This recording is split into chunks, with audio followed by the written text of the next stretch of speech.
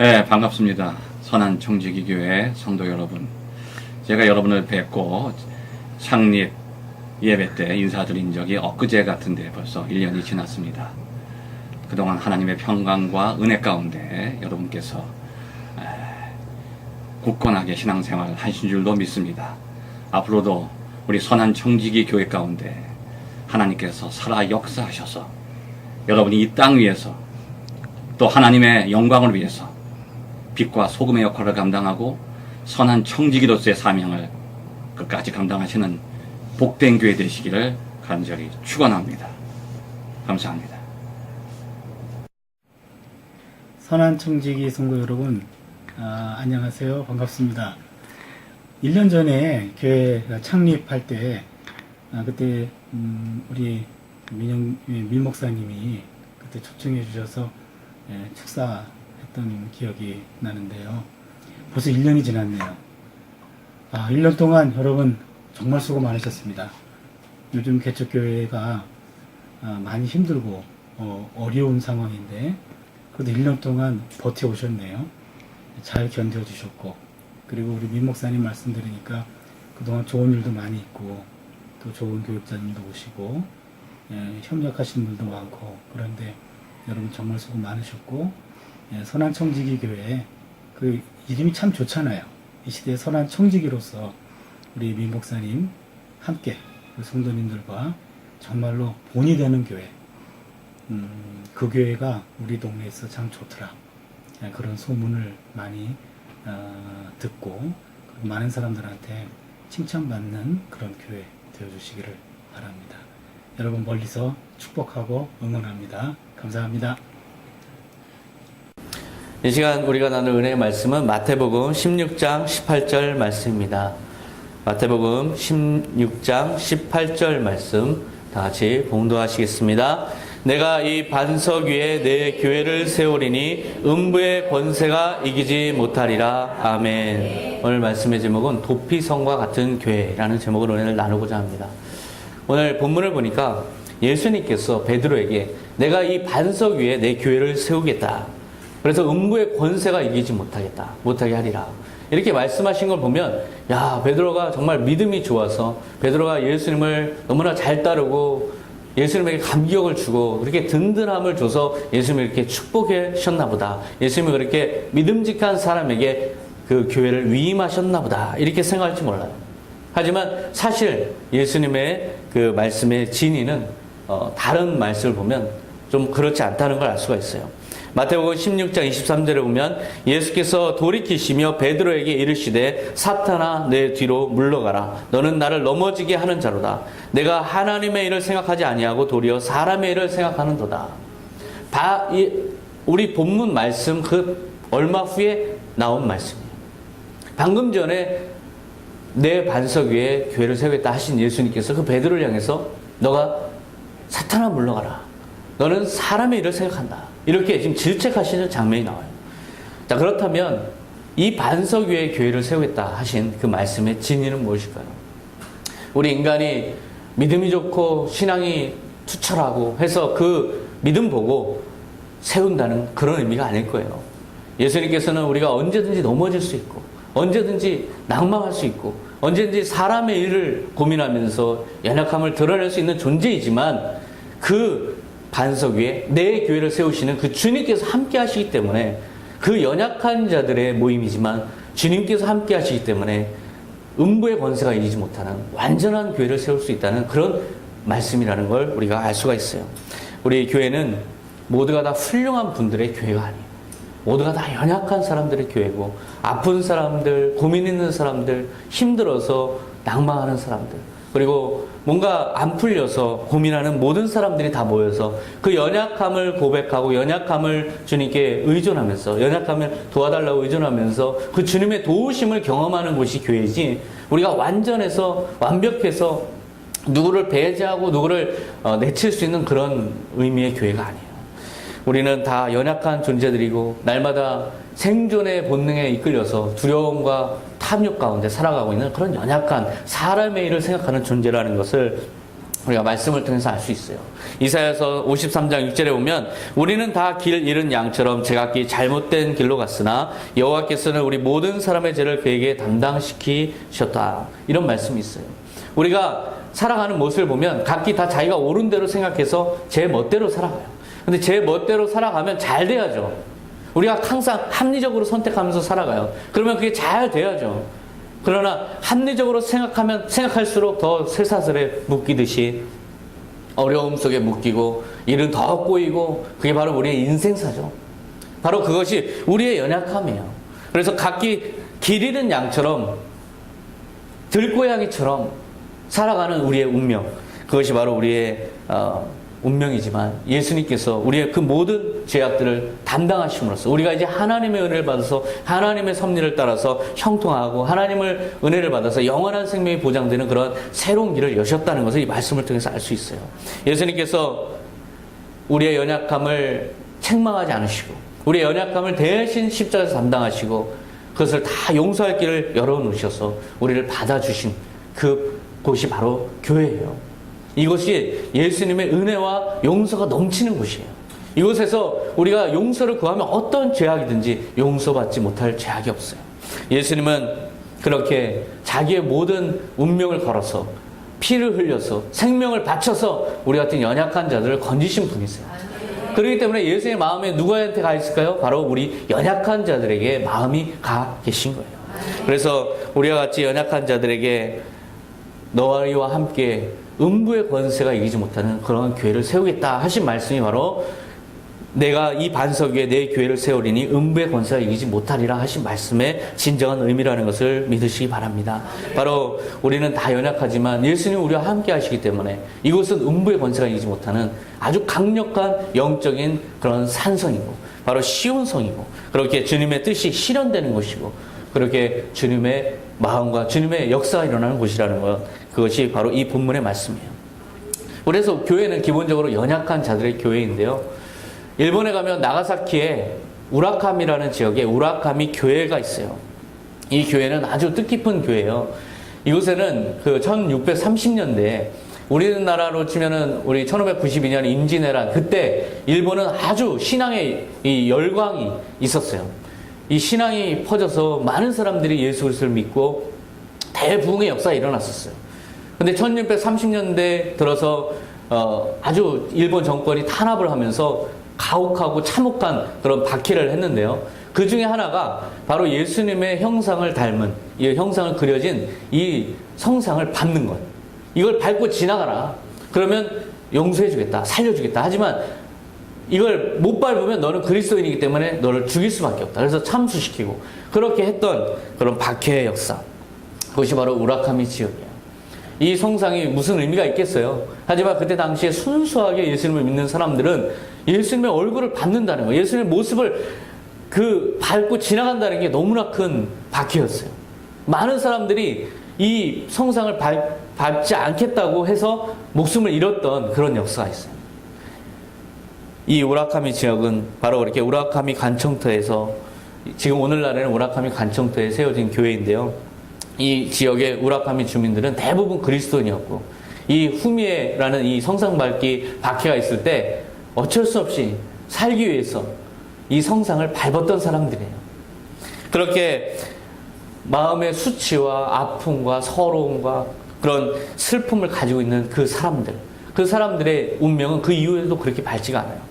1790년, 160년이나 지나서 주민 전체가 그리스도인이라는 이유로 마을 전체가 완전히 붕괴되는 그러한 박해를 경험하게 돼요.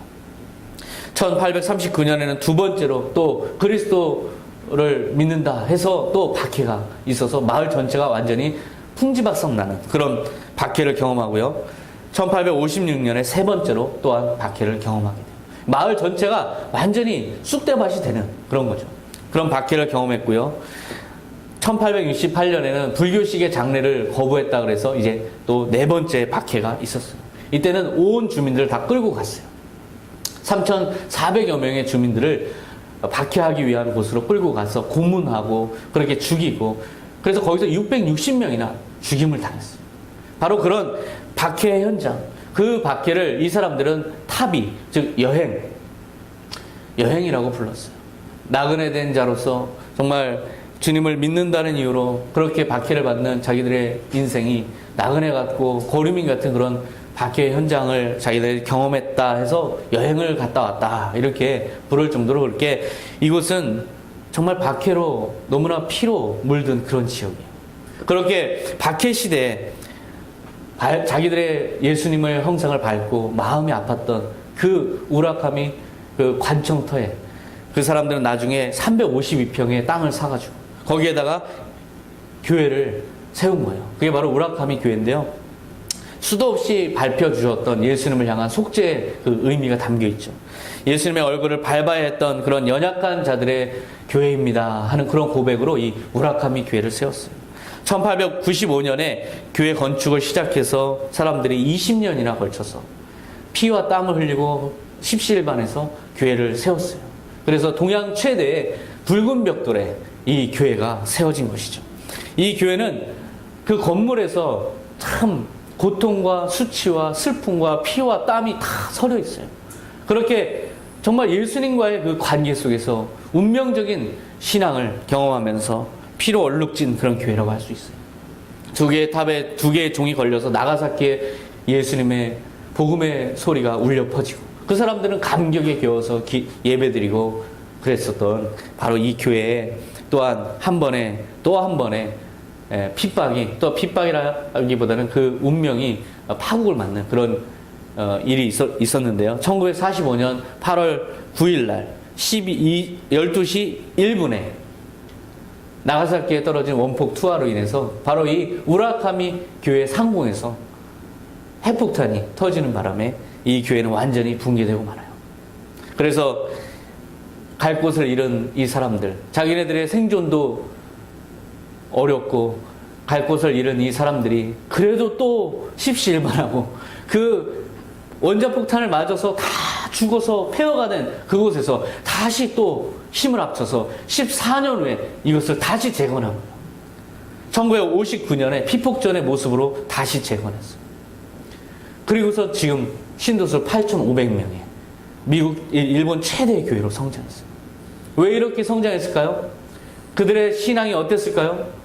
바로 자기들이 그렇게 잘나서 저는 신앙생활 하는 사람들입니다. 그런 고백이 그들의 입술에서 나올 수가 없어요. 저희는 연약한 자들입니다.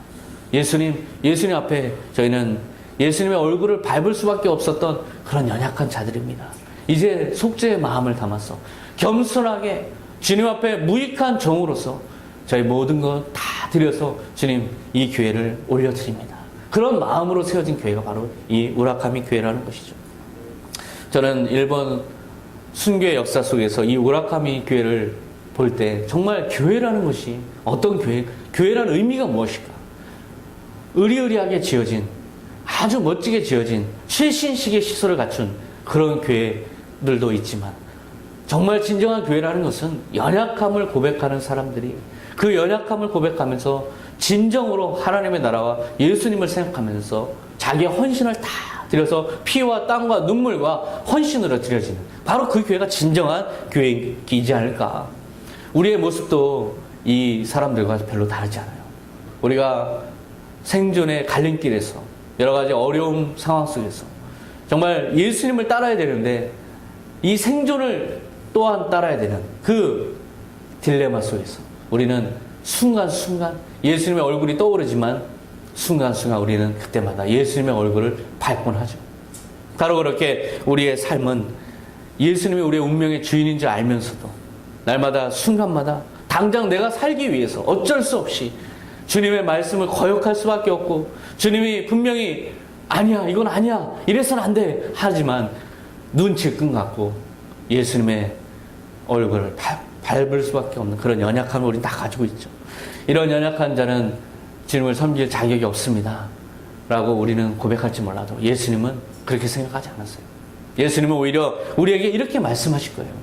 밟아라. 내가 너희들에게 밟히기 위해서 존재하느니라. 밟는 너의 발이 아플 것이니 그 아픔만으로 충분하다. 예수님 분명히 우리를 그렇게 용납하실 거예요. 그렇게 사랑으로 우리를 품으실 거예요. 오히려 그런 연약함을 고백하면서 내 반석 위에 그게 바로 나의 반석이다. 그 반석 위에 내 교회를 세워라. 그게 바로 음부의 권세가 함부로 하지 못하는 그런 강한 교회니라. 주님께서 오히려 우리에게 말씀하신 거예요. 예수님은 무수하게 우리의 죄 때문에 발표해 주셨지만 여전히 오늘도 우리의 죄를 용서하시면서 십자가에서 피 흘리신 그 용서의 은혜를 한없이 우리에게 베푸시는 분이 바로 예수님이에요. 히브리서 10장 12절에 보면 오직 그리스도는 죄를 위하여 한 영원한 제사를 드리시고 하나님 우편에 앉으사 그가 거룩하게 된 자들을 한 번의 제사로 영원히 온전하게 하셨느니라. 이 예수님의 용서를 우리가 믿기 때문에 용기를 내서 우리는 비록 예수님 앞에 설 자격이 없지만 부끄럽지만 이 자리에 온 거예요. 예수님은 나를 받아주시리라. 저 예수님의 십자가 그 보혈은 나를 용납해 주시리라. 그 용서의 은혜를 믿기 때문에 용기를 내서 이 자리에 우리는 와 앉아 있는 것이죠. 바로 이렇게 우리의 삶은 아무리 예수님의 얼굴을 먹칠하는 그런 삶이라도 주님께서는 또 받아주시고 또 발표해주시고 또 용납해 주실 것을 우리가 믿기에 오늘 이 순간도 우린 예수님을 구주로 인정하면서 그렇게 나와 있는 것이죠. 그렇게 보혈의 은혜를 믿고 우리 스스로의 연약함을 고백하는 그런 교회가 됩시다. 바로 그것이 진정한 교회예요. 바로 연약함을 인정하고 연약함을 고백하고 나의 연약함을 내어드리고 그 연약함 가운데 주님 제 마음 가운데 와 주십시오. 주님의 영원한 생명이 필요합니다. 주님 성령님 내 안에 들어와 주셔서 내가 온전히 주님을 사랑하는 것 사랑하고 주님의 하나님의 나라에 갈 때까지 복종할 수 있도록 인도해 주십시오. 그렇게 고백하는 사람들의 교회, 이것이 진정한 교회라는 것을 믿으시기 바랍니다. 바로 그런 연약한 우리를 위해서 하나님은 자비와 긍휼과 인자를 베푸시는 분이세요. 그래서 성경에 보면 도피성 제도가 있어요. 여호수아 20장 2절에 보면 내가 모세에게 명령한 대로 너희는 도피성을 지정하여 과실로 사람을 죽인 자가 그리로 도망가서 피신하게 하라. 그것은 복수하려는 사람을 피하는 곳이다. 바로 하나님께서는 도피성 제도를 만드셨어요. 부재불식간에 어쩔 수 없이 사고로 사람을 죽일 때가 있죠. 살인한 자는 반드시 처형을 받아야 되지만 정말 억울하게 사람을 죽일 수밖에 없었던 그런 사고들도 많아요.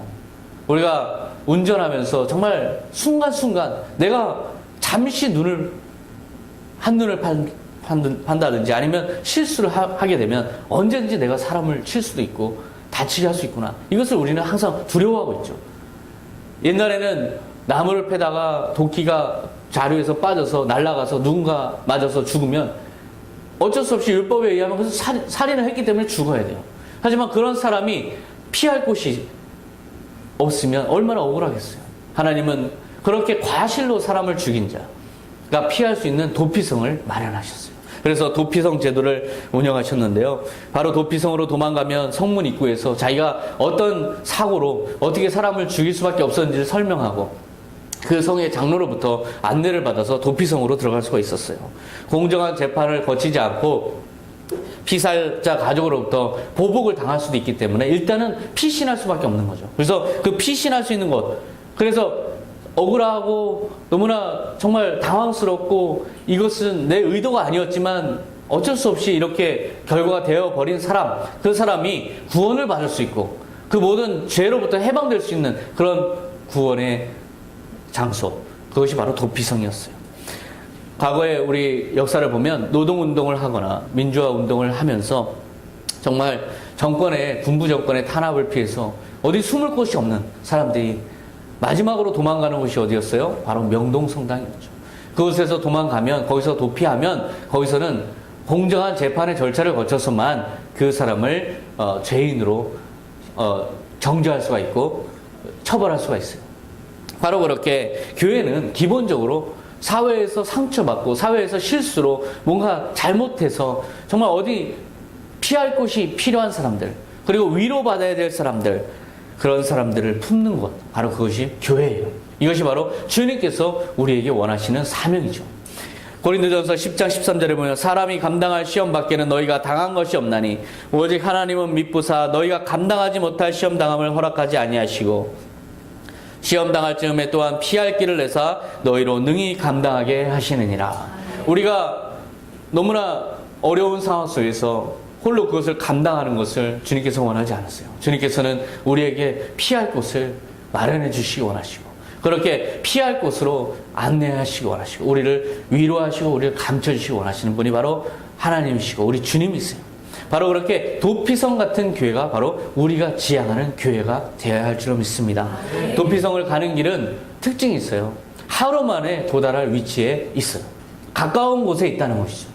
누구든지 도망가면 바로 숨을 수 있는 가까운 곳, 손 닿을 만한 곳, 그곳에 도피성이 있었어요. 도피성의 팻말은 눈에 띄기 쉽게 아주 크게 쓰여져 있었어요. 그래서 잘 보이는 곳에 위치하는 것이 바로 도피성의 특징이에요.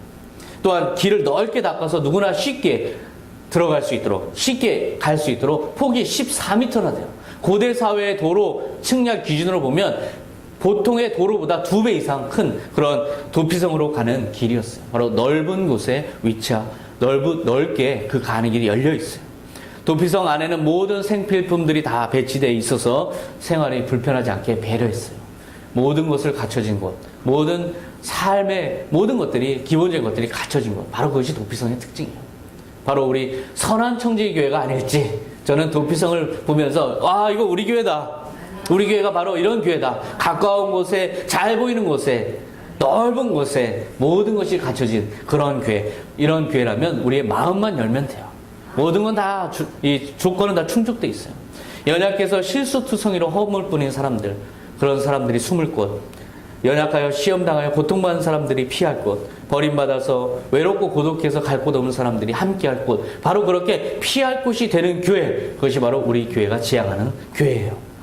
시편 18장 2절에 보면 여호와는 나의 반석이시요 나의 요새시요 나를 건지시는 이시요 나의 하나님이시요 내가 그 안에 피할 나의 바위시요 나의 방패시요 나의 구원의 뿔이시요 나의 산성이시로다.